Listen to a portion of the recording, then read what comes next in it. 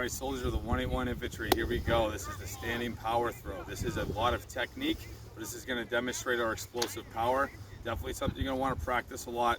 And there's no cookie cutter answer for everybody. Like with all these events, you're going to want to play around and get in front of a master fitness trainer to figure out what works best for you. We're just going to go over the quick guidelines again. Any of the standards for this is going to be found on army.mil/ACFT. This is just progression tips to try to get you ready for the upcoming ACFT. Okay, so we're going to talk about the standing power throw. When you get the, just talking about stance a little bit, it's really going to depend on the individual and how much quad and how much posterior that you use. All right, just like with the deadlift, Captain Hutchins tends to have her feet a little wider. That's where she drives power from. It's a good starting position to play around with this. All right, now notice she cannot go behind this line at all at any point. So depending on where your comfort level is going to be making sure that we don't go over the line and get a fault on this one, okay? Also, a couple good techniques. If you go to leave the ground, if she's driving through if she leaves the ground, a lot of power is lost between that point to the ball release. You want to have as much contact with the ground for as long as possible so that ball is out of your hands. And if you leave the ground as a consequence, that's fine. But you just want to make sure that when the ball is still in your hands, that you have as much contact with the surface as you can to ensure that all that power gets thrown into the ball. Now, a couple good things I want you guys to note here is she's getting her hands underneath, all right? Everyone's gonna have their different techniques, but this is a good way to get a natural release point, all right?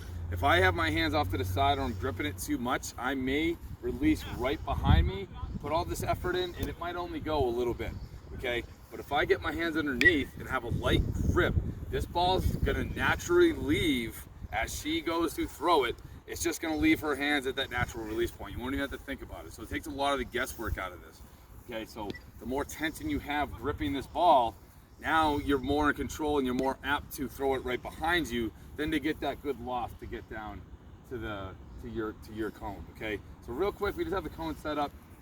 We're not going to go over the standards, but just know that far cone is the max, and since we're an infantry unit, that black, that's the heavy. Okay, that's where we need to get. So again, you're going to be able to do pump as much as you need to and kind of figure this out. Some people are better with more of quads, squatting it down. Some people more like a kettlebell swing and kind of just hip hinging and throw it. Okay, so we're going to have Captain Hutchins just kind of go give her a nice little toss.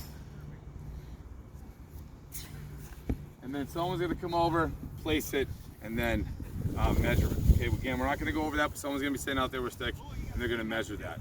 Okay, now keep in mind, we just did a bunch of workouts, so we're not making her throw as far as she can, but you're going to get a couple attempts at this. Okay, you're going to get, if you get a fault on your record attempt one, you'll get another attempt, and then you get another record attempt after that. So if you're not happy with it, but this is something you just got to play with the release point and the power.